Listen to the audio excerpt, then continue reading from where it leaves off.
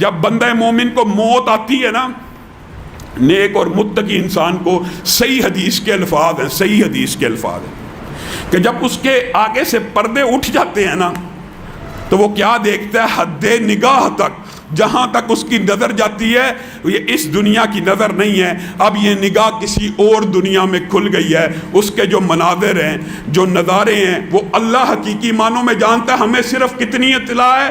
جو رسول اللہ نے ہمیں بتلا دی۔ حد نگاہ تک کیا دیکھتا ہے؟ فرشتوں کی قطاریں بیٹھی ہوئی ہیں، فرشتوں کی لائنیں لگی ہوئی ہیں۔ کس انداز میں لگی ہوئی ہیں؟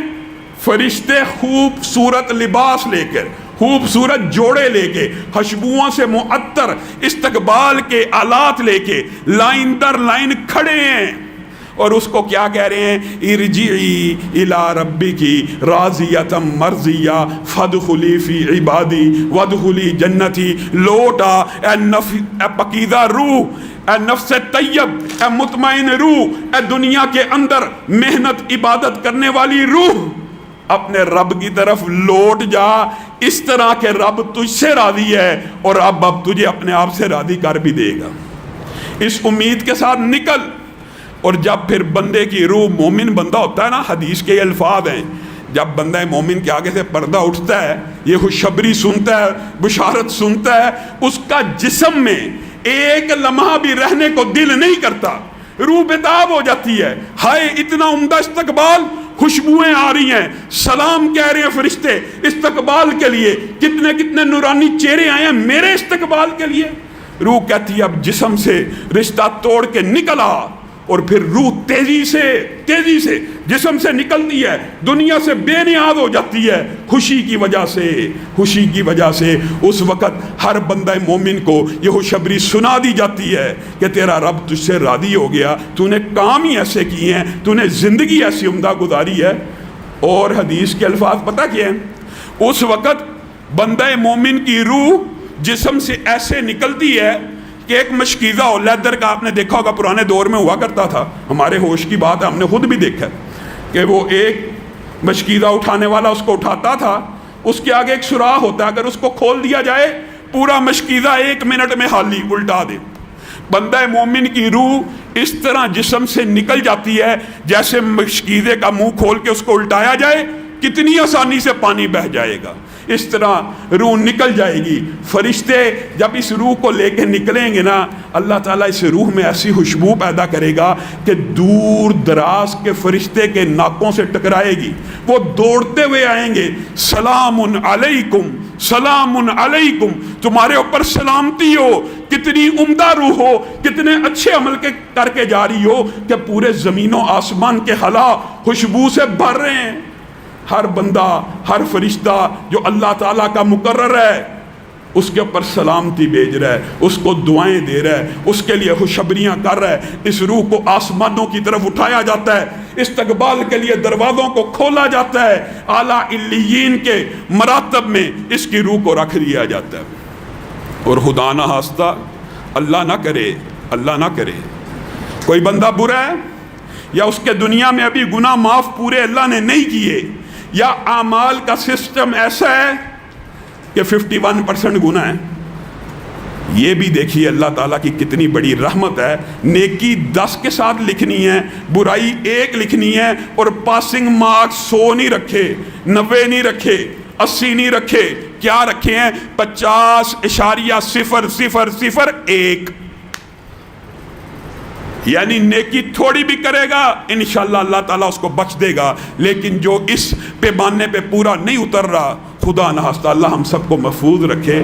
اس کی میت کے ساتھ، اس کی موت کے ساتھ، یہی حدیث براء بن عازب کی، جب اس کا موت کا وقت آتا ہے، حد نگاہ تک اس دنیا کو اس کے سامنے کھول دیا جاتا ہے۔ وہ کیا دیکھتا ہے؟ عذاب کے فرشتے غول در غول لائنوں میں بیٹھے ہوئے، اس کے استقبال کے اندر لائنوں میں بیٹھے ہوئے ہیں، اس کی روح کے نکلنے کے منتظر ہیں، ہاتھوں میں بدبودار ٹاٹ ہیں، کانٹے ہیں، تیزاب ہیں، کیل ہیں، بے شمار اسلحے کے ساتھ ایک کافر کی روح کو کھینچنے کے لیے یہ فرشتے آ رہے ہیں۔ روح یہ منظر دیکھ رہی ہے، بندہ یہ منظر دیکھ رہا ہے، روح بے چین ہے، جسم میں ٹکنا چاہتی ہے، اس دنیا کی طرف واپس لوٹنا چاہتی ہے۔ الفاظ نکل رہے ہیں منہ سے، اے کاش تھوڑے لمحوں کی مہلت مل جائے، 1 منٹ کی مہلت مل جائے، میں صدقہ کر سکوں، میں نیکی کر سکوں، مجھے میرے بچوں کی طرف جانے دیا جائے، میں ان کو کسی نیک کام کی وصیت کر دوں۔ نہیں نہیں نہیں نہیں، وَلَوْ تَرَىٰ إِذِ الظَّالِمُونَ فِي غَمَرَاتِ الْمَوْتِ، اور جب تو دیکھے ظالم لوگوں کو کہ ان کی روحوں کو فرشتے کس طرح قبض کر رہے ہیں، ان کے سروں کے اوپر تھپڑوں کو مار رہے ہیں اور کہہ رہے ہیں نکلو، آج کے دن سے ہی تمہارا عذاب شروع ہونے والا ہے۔ اور جب روح کو نکالنے کی باری آ رہی ہے، روح جسم میں ٹکنے کی کوشش کر رہی ہے۔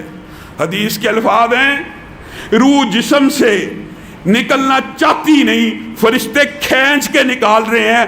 اس روح کی حالت، آپ نے نیک بندے کی روح کی حالت بھی سن لی کہ جیسے مشکیزے سے پانی نکل گیا، اس روح کی حالت کیا ہے؟ نبی کریم صلی اللہ علیہ وسلم نے تفصیل بیان کی۔